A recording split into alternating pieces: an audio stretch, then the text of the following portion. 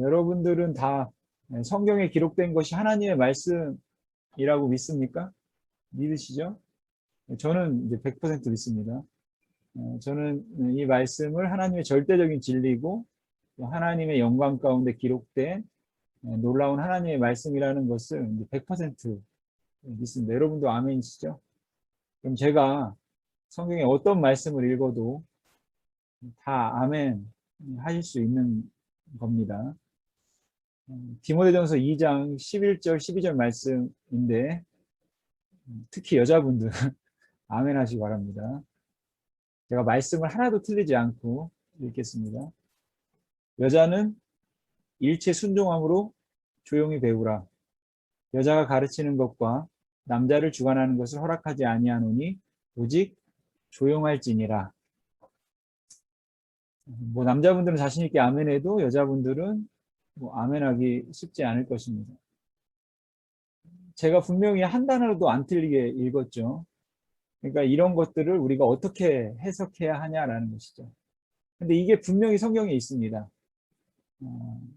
없는 말이 아니라는 것이죠. 그럼 어떻게 해석하시겠습니까? 여자는 가르치면 안 되고 조용히 해야지만 된다. 주일학교에 가면 다 여자분들이 교사분인데 이게 분명히 성경에 있는데 어떻게 받아들여야 되냐라는 것이에요.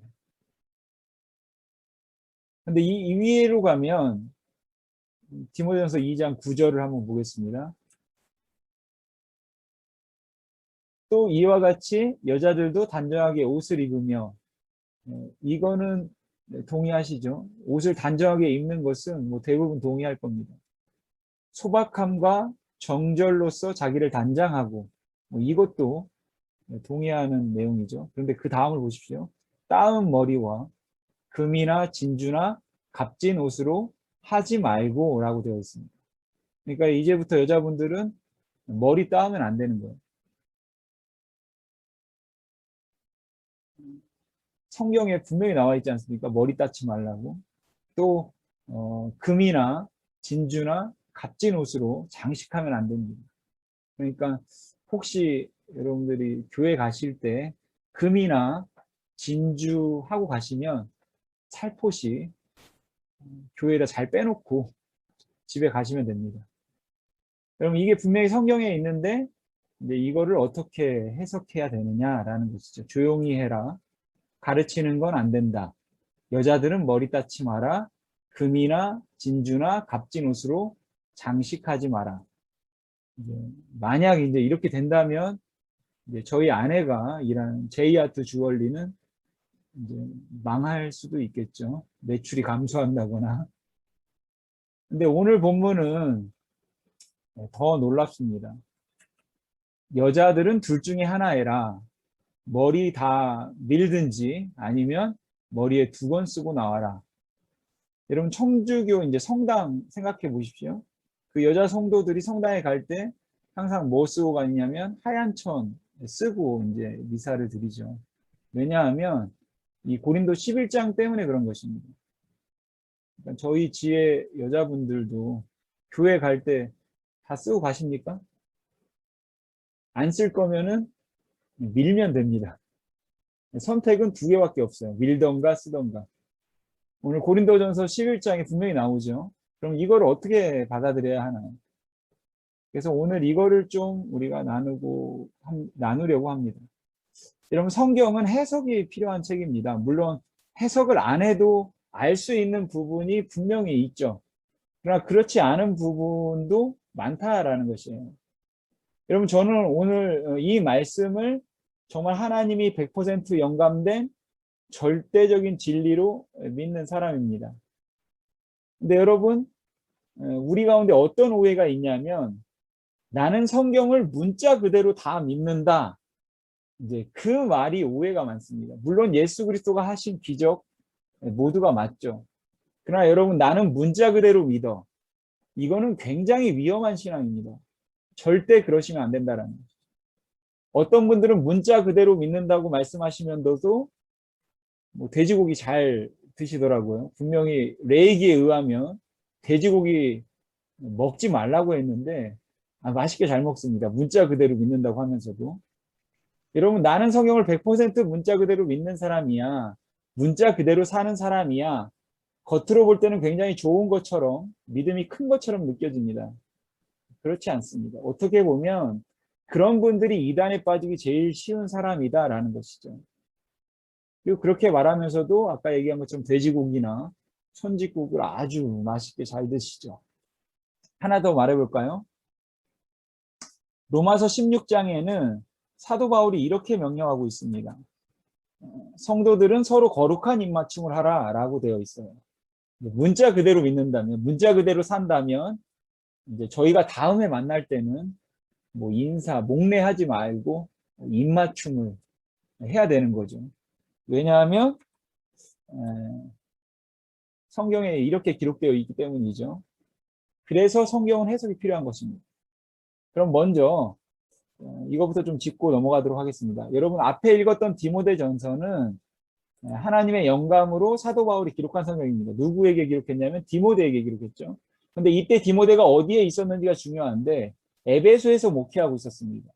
그러니까 디모데전서는 어떤 성경이냐면 사도 바울이 에베소에서 목회하고 있던 디모데와 그 성도들에게 보낸 하나님의 말씀이다라는 것이. 그럼 오늘 본문인 고린도전서는 어떻습니까? 이것도 하나님의 영감으로 사도 바울이 기록했죠. 누구에게 기록했나요? 고린도 교회 성도들입니다. 그럼 잠깐 그 당시 지역적 배경을 좀 알아보도록 하겠습니다. 여러분, 그 당시 에베소는 항구 도시였습니다. 그 당시 세상의 중심이었던 로마에서 떠난 배들이 소아시아의 한 곳으로 와서 이 한 곳에서 모두 퍼지게 되어 있었는데 그것이 바로 에베소입니다.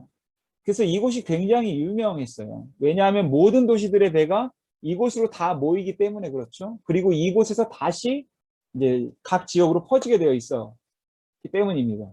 그래서 로마에서 떠난 모든 배는 다 에베소로, 여기 이제 로마에서 떠난 배는 다 이 에베소로 이제 모여서 에베소에서 이제 그 물건이 전 세계로 퍼져 나가는 거죠. 그런데 문제는 뭐냐면 로마에서 떠난 배가 이 아가야 지방을 스쳐 지나가는데 이곳에 굉장히 암초들이 많다라는 것이죠. 그래서 문헌에 의하면 배가 10대가 떠나면 5대가 파손했다라고 해요. 그러니까 경제적 손실이 굉장히 큰 거죠. 뭐 한두 대 정도는 괜찮지만 10대 중에 5대가 파손됐다라는 것은 손실이 너무 심한 겁니다. 그래서 로마에서 어떤 생각을 했냐면 로마에서 배가 이렇게 이쪽 아가야 지방으로 여기 아래로 이렇게 지나가지 말고 마게도니아와 아가야 중간 지역으로 지나가자. 그래서 이 지도에는 잘 안 나와 있는데 이제 이 로마에서 어디에서 출발한 배가 바로 이 마게도니아와 아가야 중간지대, 바로 이곳으로 가는 것이죠. 위성 사진으로 보면 이렇습니다. 여기 지금 해협이 뚫려져 있어요. 이렇게 여기 오른쪽에 보이신 사진처럼 해협이 뚫려 있습니다. 그래서 운하가 있어요. 운하가 이렇게. 근데 사도 바울이 살았을 당시에는 여기에 해협이 전혀 없었습니다. 육지였죠. 사진에서도 보셨듯이 굉장히 절벽이 높죠. 그러니까 육지로 되어 있을 때도 그 육지 앞까지 바닷물이 들어오는데 바다와 육지 경계가 굉장한 이제 높이 차이가 있는 절벽이에요. 가파르게 깔아진 절벽이었습니다. 그 절벽 밑으로 이제 로마에서 떠난 배들이 이렇게 오는 거예요. 여기까지. 그럼 이 지역의 사람들이 달려가서 아주 굵은 밧줄을 바다에 던집니다. 그리고 굵은 밧줄을 아래로 내려가서 배에다 그 밧줄을 걸어요. 그리고 어떻게 하냐면 그 언덕, 절벽 위에서 그 배를 끌어올립니다. 들어 올려서 커다란 통나무 위에 놓고 배를 굴리는 거예요. 그리고 그러니까 이쪽에서 들어 올려서 이 반대쪽으로 내리는 겁니다. 그렇게 해서 여기서 이제 에베소로 가는 거죠. 이 방식의 단점은 힘이 많이 든다는 거죠. 근데 장점은 열대가 떠나면 단 한 대도 파손되지 않고 열대 그대로 에베소까지 가는 거예요. 그럼 여러분 이 허드렛 일을, 이 힘든 일을 로마 시민권자가 했겠습니까? 아니면 노예들이 했겠습니까? 당연히 노예가 많이 했겠죠. 그래서 이 지역에 그냥 일반인들은 20만 정도, 노예들이 40만 정도 살았어요. 그래서 이 지역은 다른 지역보다 노예가 굉장히 많았습니다. 그리고 이 이야기가 전 세계에 퍼졌겠죠. 여러분 만약 오늘날도 그렇게 한다면 이거는 정말 뉴스감입니다. 이제 해협이 없고 문화가 없을 경우에 야 미쳤지, 세상에 어떻게 그 무거운 배를 들어 올려가지고 육지로 올려서 그거를 반대편 바다에 떨어뜨릴 생각을 하냐.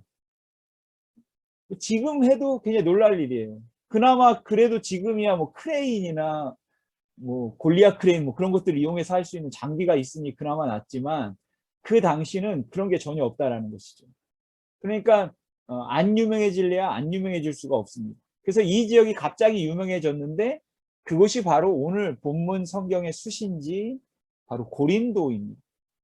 그러니까 로마에서 떠난 모든 배는 고린도로 오고 고린도에서 에베소로 가서 모든 지역으로 퍼져나간 것이죠.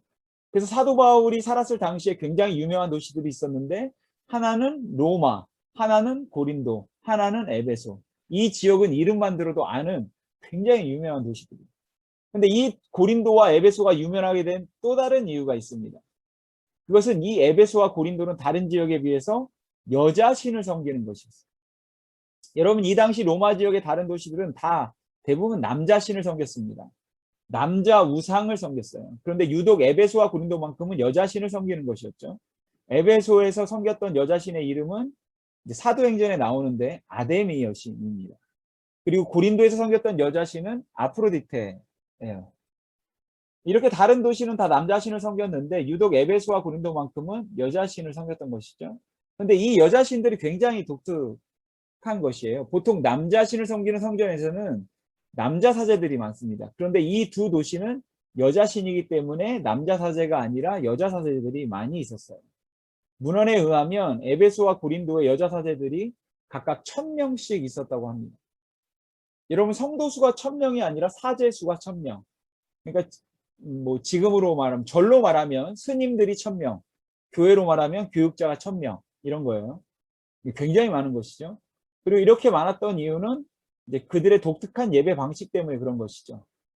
어떤 방식이냐면 여자 사제들 1000명이 신전에 올라온 남자들과 같이 예배 드리는 것인데 이제 성관계를 갖는 것이 예배 방식입니다.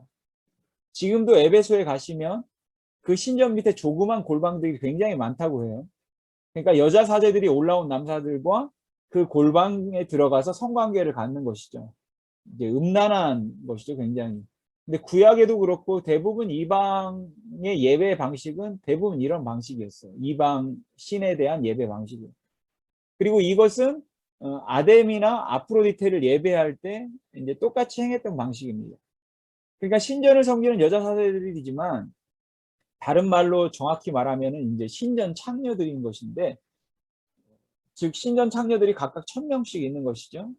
근데 지금 말로 이제 어마어마하게 부흥한 것입니다. 그러니까 사람들이 예배드리러 나오지 말라고 해도 막 예배드리러 나오는 것이에요. 예를 이렇게 들어서 좀 죄송하지만 요즘 교회 예배 시간에 비유하자면 새벽 예배 빠지는 사람이 없는 거죠. 수요 예배, 금요 철학 미어 터집니다.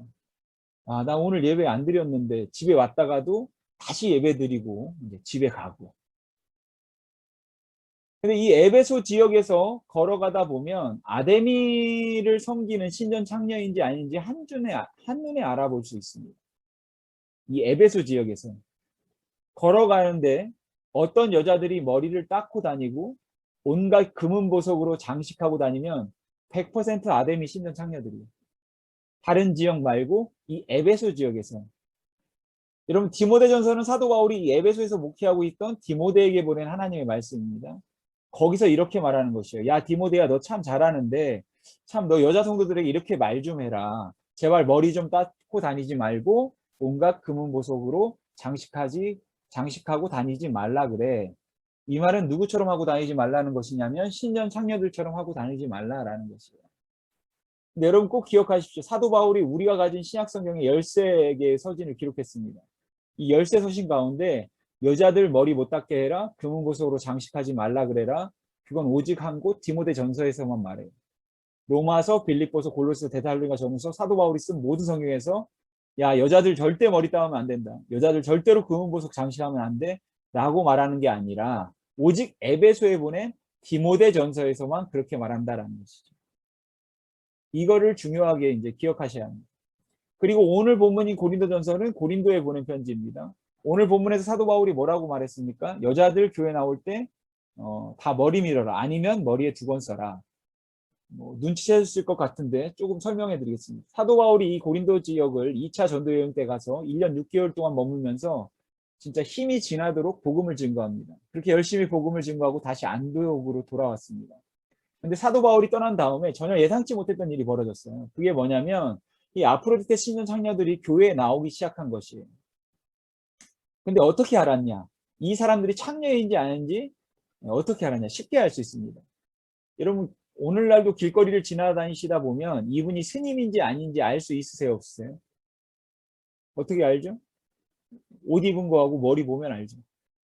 여러분 보십시오. 고린도의 아프로디테를 섬기는 신전 창녀들, 여자 사제들은 아데미를 섬기는 신전 창녀들과는 좀 달랐습니다. 에베소의 신전 창녀들은 머리를 닦고 온갖 금은보석으로 장식하고 하나가 이제 빠져 있는데 피어싱도 했었거든요. 이제 온갖 무슨 뚫는 것이 많았어요.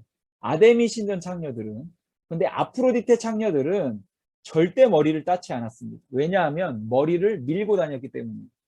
그래서 오늘날에도 헐리우드 영화에서 이런 1세기 배경을 영화로 만들 때 이런 신전 창녀들을 만들 때는 둘 중 하나입니다. 머리를 닦고 온갖 금은보석으로 장식한 사람 아니면 머리를 민 사람 둘 중에 하나로 나와요. 이것이 이미 이제 고고학적으로 증명된 것이에요. 고린도 지역을 지나가는데 어떤 자매들이 민머리로 번쩍번쩍하는 자매들이 지나간다. 그러면 고린도 지역에서는 누구일 확률이 높을까요? 창녀일 확률이 굉장히 높은 것이죠. 사도 바울이 2차 전도 여행 때 복음을 힘있게 전하고 나서 사도 바울이 떠났는데 그 민머리 자매들, 여자 창녀들이 교회에 들어오기 시작한 것이죠. 그러니까 교회 문을 딱 열고 들어오는데 이제 교회가 번쩍번쩍 하는 거죠. 여러분 한번 생각해 보십시오. 결혼한 지 3개월 됐습니다. 내 남편이 나랑 결혼하면서부터 이제 교회에 나오기 시작했어요. 근데 나랑 결혼하기 전 35년 동안 아주 열렬한 아프로디테 예배 숭배자였습니다. 여러분 우리가 고린도 지역 사람이라면 내 남편이 지난 35년 동안 예배 한 번도 안 빠지고 하루에 한 번씩 예배 드리던 아프로디테 열렬한 예배 숭배자입니다. 근데 나랑 결혼하면서부터 그걸 끊었어요. 그래서 교회 나온 지 3개월 됐습니다. 주일날마다 팔짱 끼고서 교회 나옵니다. 어느 날도 여느 때와 같이 팔짱 끼고 남편이랑 교회 문을 활짝 열고 딱 들어오는데 갑자기 봤더니 이제 교회가 번쩍번쩍거려요. 근데 민머리 자매들이 뒤돌아보면서 내 남편을 아는 척합니다. 여러분 지난 35년 동안 이제 그런 예배를 했는데 어떻게 모르겠습니까 서로. 근데 더 가관인 건 이제 내 남편이 움찔하고 놀라는 것이죠. 그럼 그 아내가 기분이 좋겠습니까? 나쁘겠습니까? 당연히 나쁘죠. 전혀 아무렇지도 않게 그때 그 민머리 자매들, 신전 창녀들한테 가서 어머 어떻게 이제 오셨습니까? 당신도 사랑받기 위해 태어난 사람입니다. 당신도 구원받은 하나님의 백성이에요. 잘 오셨습니다. 안아주시고 주보 나눠주고 뭐 축복송 불러줄 수 있겠습니까? 쉽지 않다라는 것이에요. 그러니까 여러분 그 민머리 자매들, 신전 창녀들이 교회에 들어왔을 때 고린도 교회에 어떤 일이 벌어졌을까요? 분리가 일어나고 정죄하는 일이 일어난 것이에요. 그리고 사도 바울이 이것을 전해 듣게 된 것입니다. 그래서 쓴 편지가 고린도전서죠.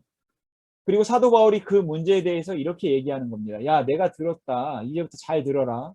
고린도 교회 여자 성도들은 모두 교회에 나올 때 둘 중 하나 해라. 모두 머리 밀던지 아니면 모두 머리에 두건 써라. 라고 말하는 것이에요. 그러면 사도 바울이 그렇게 말한 의도는 무엇이겠습니까? 정말 머리를 밀라는 건가요? 정말 머리에 두건을 쓰라는 건가요? 사도 바울이 여자들은 교회에 나올 때 머리에 두건을 쓰든지 아니면 모두 머리 밀어라. 그렇게 말한 의도는 무엇이겠습니까? 뭐 하지 말라는 뜻일까요? 차별하지 말라라는 것입니다. 구별하지 말라는 것입니다. 그래, 얘 과거에 창녀였다. 정말 더러운 삶을 살았지. 그러나 너 기억해라. 예수 믿기로 결정했지 않냐. 그러면 받아주어라. 여러분 구별하지 말아라, 차별하지 말라라는 거 하는 것이 오늘 본문에서 뽑을 수 있는 진리인 것입니다. 여러분 사도 바울이 열쇠 서신을 기록했습니다. 근데 여자들 보고 머리를 밀어라, 머리에 두건 써라 하는 말은 오직 여기 고린도 전서에서만 해요. 에베소서에도 그렇게 말하지 않습니다. 로마서, 갈라디아서, 빌립보서, 골로새서, 데살로니가 전후서 어느 곳에도 그렇게 말하지 않아요. 오직 고린도에 보내는 하나님의 말씀에만 그렇게 기록되어 있습니다. 여러분 사도 바울이 열쇠 서신을 기록했는데 복음의 정수로 불려지는 책은 로마서 그리고 또 갈라디아서죠. 그 두 성경에는 정말 복음의 정수들이 있습니다. 그럼에도 불구하고 복음의 최고의 구절 중에 하나인 이 구절은 로마서와 갈라디아서에는 없어요. 고린도에 보내는 편지에만 있습니다. 그 구절이 이것입니다. 고린도후서 5장 17절. 그런즉 누구든지 그리스도 안에 있으면 새로운 피조물이라. 이전 것은 지나갔으니 보라 새 것이 되었도다. 여러분 이 놀라운 복음의 선언이 로마서와 갈라디아서에는 없습니다. 어디 있냐면 고린도에 보낸 고린도 후서에 있어요. 왜냐하면 그게 그 교회의 이슈였기 때문입니다. 자꾸 성도들이 과거의 삶을 가지고 물고 늘어지는 것이요. 야 교회가 어떻게 되려고 저런 더러운 것들을 받냐. 안 된다. 저거 창녀들 교회 들어오면 교회 이게 어떻게 되려고 그러는 거냐. 이 교회가 거룩한 곳인데. 그래서 사도 바울이 말하는 것이에요. 그래 얘 과거에 더러웠지. 그래도 예수 믿기로 했지 않냐. 그래서 과거의 삶을 끊었지 않느냐. 지금도 계속하는 게 아니라 과거의 삶을 끊었지 않냐. 그럼 봐라. 누구든지 그리스도 안에 있으면 새로운 피조물이 되지 않냐. 이전 것은 다 예수 그리스도 안에서 다 지나가지 않았냐.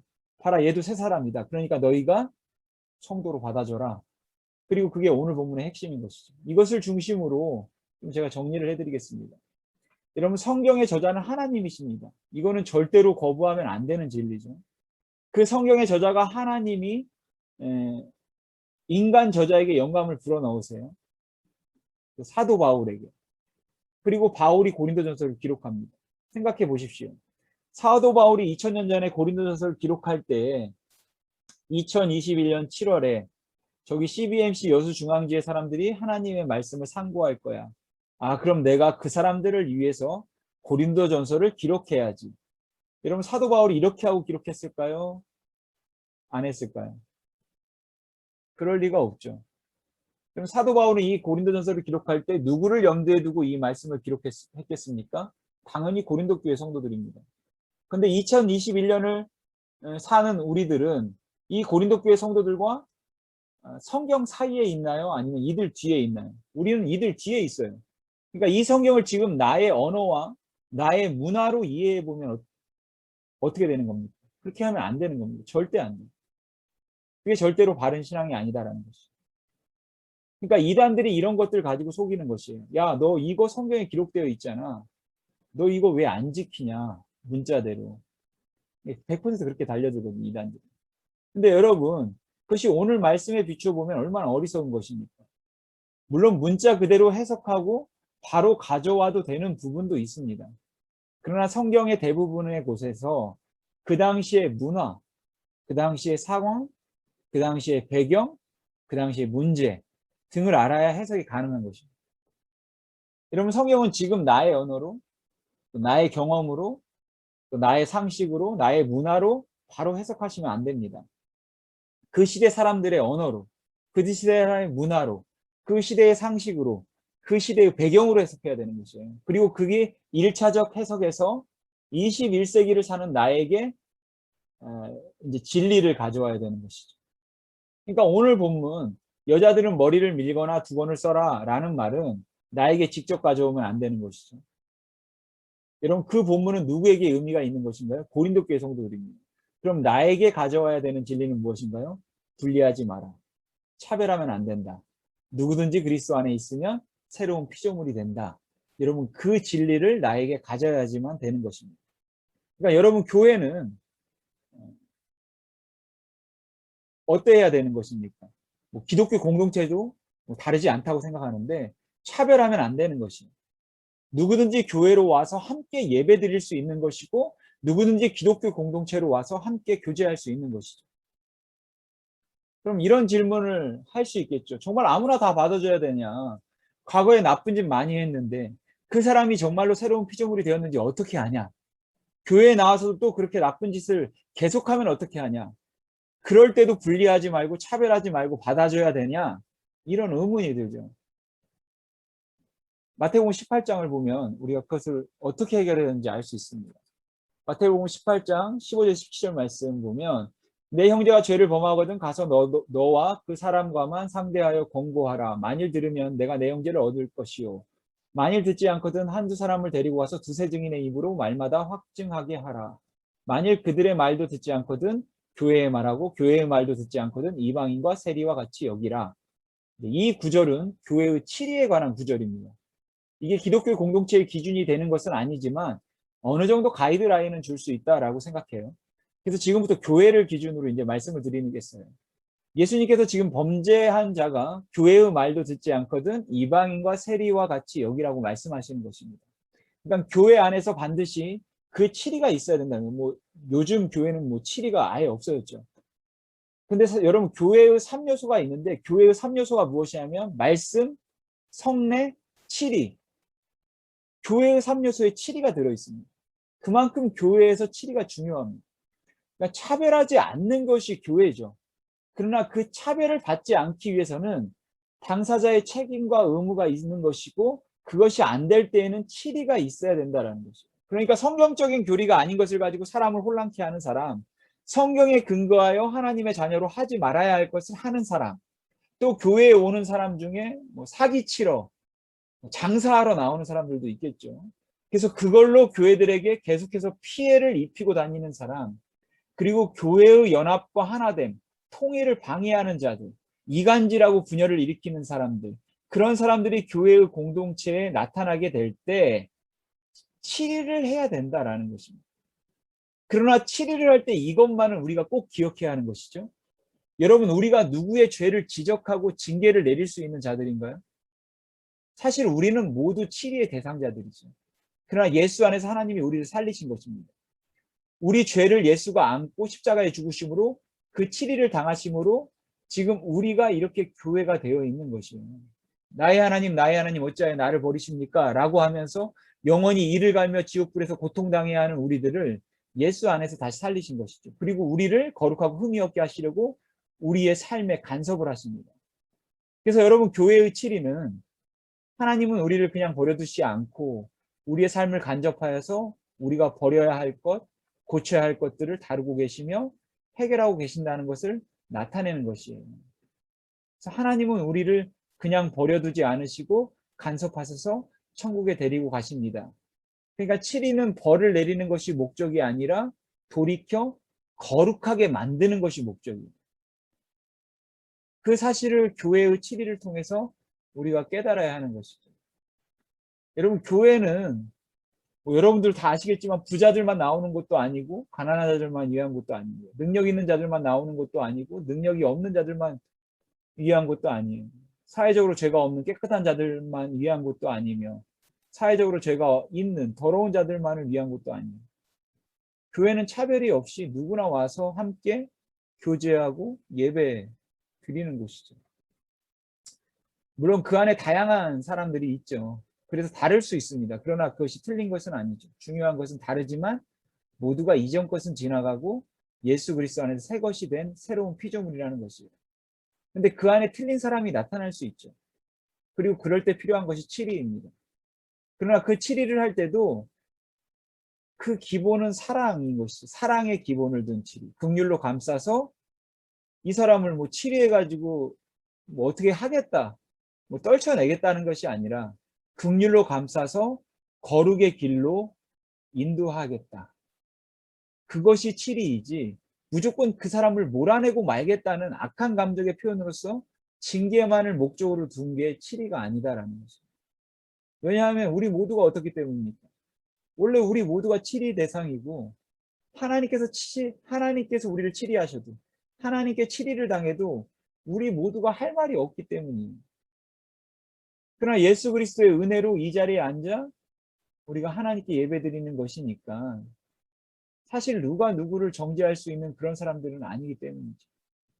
그러나 불완전한 지상교회를 잘 세워나가기 위해서는 하나님께 사랑과 공의가 있는 것처럼 사랑과 공의가 교회에도 있어야 하는 것입니다. 여러분, 우리는 예수 그리스도를 머리로 하는 한 몸으로 지어져가는 예수 그리스도를 나의 주로 고백하는 우리는 거룩한 성전 교회들이죠. 우리들 각자가. 그래서 이게 정확히 다 맞아들을진 않겠지만 그래도 실업인이라면 누구나 우리 CBMC 주여수 중앙지에 와서 기도할 수 있고 함께 나눌 수 있고 예배할 수 있습니다. 누구나 와서 함께 이 공동체를 아름답게 세워갈 수 있다라고 생각합니다. 근데 그 과정에서 부족한 모습이 보일 수 있죠. 안 좋은 것이 보일 수 있고 그럴 때 서로를 향해서 우리가 사랑으로 격려하고 위로하고 잘못된 것들은 서로 바로잡아 주어서 거룩한 길로 다시 세워줄 수 있는, 그래서 서로에게 시금석이 되어주는 그런 우리 CBMC 여수 중앙지회가 되길 주님의 이름으로 소망합니다.